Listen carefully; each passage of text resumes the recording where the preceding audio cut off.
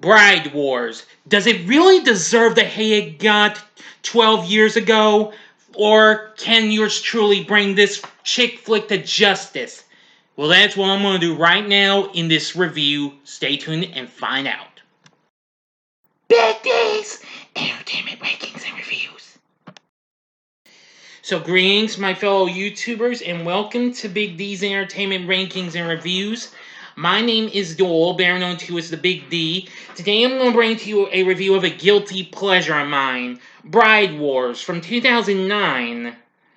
Directed by Gary Winnick and starring Anne Hathaway along with Kate Hudson, Kristen Johnston, Brian Greenberg, and Candice Bergen.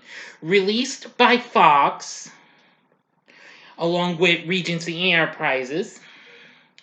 The film is about two childhood best friends who have made many plans together for their respective weddings. Unfortunately, they're in for a rude awakening when they find out they have to get married before, together at the same time, and soon a real catfight ensues as they become sworn enemies. Alright, here we go with the story. Emma Allen and Olivia Lerner, Liv for short, are childhood friends, best friends actually, who have planned every detail of their weddings since first witnessing a wedding 20 years ago at the Plaza Hotel. They both have made it a priority to be married in the same location in June. While hanging out at Liv's place in the present day, they find a Tiffany box hidden in the closet.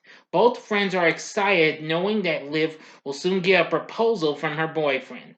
That same night, Emma's boyfriend proposes to her.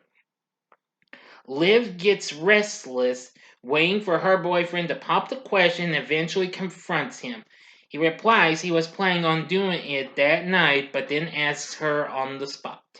Both girls start planning and expect to be each other's maid of honor. They schedule a meeting with New York's most famous wedding planner, Marion St. Clair, who tells them there are 3 spots open in the plaza in June, 2 on the same day and 1 a few weeks later. They each choose a different day, but due to a clerical error, they are both scheduled to have a wedding on the same day, on June 6, 3.5 months later. The two of them ask the third bride, Stacy, to switch her date with Emma, but Stacy immediately refuses, resulting in Liv fighting with Stacy while she is registering for gifts for which Liv and Emma are escorted out of the store. A week of passive-aggressive hostility passes before the two women make it clear that neither will compromise. Emma's fiance Fletcher begins to show signs of being controlling, but the two women declare war after a slight misunderstanding that Liv already announced her wedding date, outraging Emma, who has set her date as well, which Liv becomes aware of at their shared shower party. The two exchange threats and insults in front of their friends, who decide not to take sides. Boy, it's just... Boy. Horrible. Horrible, just horrible, my friends. But that's when the fun begins, though. Both attempt to sabotage the other's wedding, including Liv changing Emma's dance instructor, Emma secretly sending Liv candy to make her too fat to fit into her dress, Liv making Emma spray tan bright orange, and lots of others. Liv registering Emma on Babies R Us as pregnant, Emma showing up to Liv's bachelorette party to outdance her, and even Emma changing Liv's hair dye to a shocking blue-white color. Yikes! Which, believe me, that part was absolutely hysterical. And the bachelorette party, set part was very funny too. Oh boy. This film is crazy, but I like it. I'm serious. Okay, now where was I? Oh, yes. Emma and Fletcher get into an argument regarding Emma's maniacal behavior, sabotaging Liv's wedding and their friendship, and how Emma has changed since they first met. The couple undergoing strains in their relationship because of Emma's newfound opinionation and self-confidence. Liv has learned to be more sensitive and expressive. However, due to her stress about the wedding and strained friendship with Emma, she ends up being demoted at her job as an attorney. Soon, both brides-to-be are shown to be in the plaza very shortly before they are due to be wed. Separately, right before Liv leaves to begin her march to the altar, she encounters Emma's father and receives his blessing. Immediately, she regrets setting up a wild spring break DVD to play at Emma's wedding.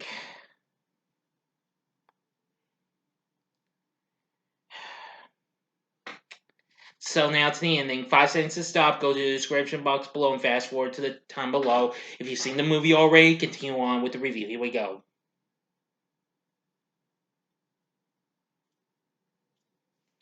Okay, you've been warned. So, apparently, hang on just a second. I'm trying to figure out where I was. Okay, that's what I thought. So, Liv sends her assistant, Kevin, to replace the DVD with the right one filled with childhood memories.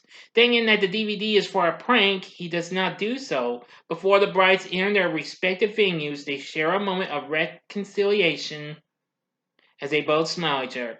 Emma begins her walk down the aisle, but stops when the footage of her spring break is shown. She loses her temper and tackles Liv after sprinting to the other section of the plaza, and the two brides wrestle in their dresses on the floor while the people closest to the brides have decided to let the brides resolve the problem.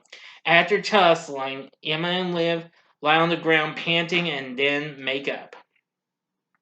Emma stands up and walks over to Fletcher, who is upset at her behavior, and she tells him that she is not the same person he fell in love with 10 years ago, and that she has now changed, as it has been apparent that she learned to be more assertive.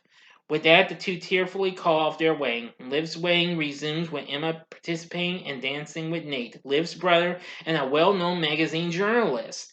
And the movie picks up a year later when Liv and Emma meet up for drinks, where it's revealed that Emma married Nate. Emma and Liv also reveal to each other that they are pregnant and that their due dates are the same, March 3rd, and both friends, you guessed it, get excited. End of story. So, what did I think of Bride Wars? I gotta say, it was a fun-filled flick. Anyway, I actually did go to the theater seeing this. I went, well, it came out before, well, a few weeks before my 29th birthday. Because my mom and I went. Yes, yeah, you're learning the cold hard truth. And my mom's been the one to take me to the movies and what have you all these years. But anyway, well, not every time. There have been some occasions where I've went to the movies with a friend and well, my late brother. But enough about that. Unfortunately, when I went and saw Bride Wars, I was the only guy in the theater seeing it. You better believe it, my friends. Can you believe that? I bet you that's something you probably, well, some of you ladies have not seen every day. Well, a chick flick where it's all women watching and only one guy's in the theater. I know, I was just playing, but I'm serious about the rest of it though. I'm dead serious. I was the only guy in the theater when watching Bride Wars. Yeah. Anyway, um, well, the film opened in second place at the box office, and though the film went on to make 115 million worldwide, unfortunately, it got dissed big time by critics. Way big time. Believe me, a film that's about Wayne, well, and what have you, got this big time. The Bachelor with Chris O'Donnell, which I haven't seen that film in ages, got dissed. I would like to review that, but I'll try and rewatch it someday. Maybe I might squeeze it in, but stay tuned and find out if I review it, okay? But this film really got dissed. I mean, but come on. To hell with what the critics say. Don't mind what they say. This film was a blast. Even though despite it got a PG rating and not a PG-13 rating, even so, I like the performances we got from the cast. Kate Hudson as Liv and Anne Hathaway as Emma. They were both really good. Let's see, we have playing Fletcher is Chris Pratt. Yes, you heard me correctly. From who, of course, was just now big on TV's Parks and Recreation at the time, and of course, he would go on to play in Jurassic World and the Guardians of the Galaxy, and also voice Emmett in the Lego Movie. Yeah, let's see, playing Liv's fiance named Daniel is Steve Howie. Let's see, and Liv's brother Nate is played by Brian Greenberg.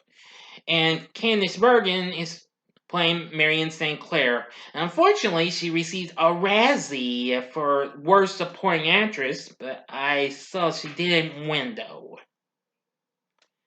But anyway, I feel like this is easily an underrated film, but is a guilty pleasure of mine.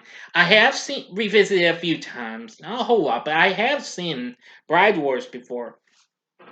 But the characters aren't too bad. The story's kind of got a little, But even so, it has lots of fun, hysterical moments, especially once we see Emma getting spray tan a blood orange color and Liv's hair getting turned blue and what have you. That's crazy.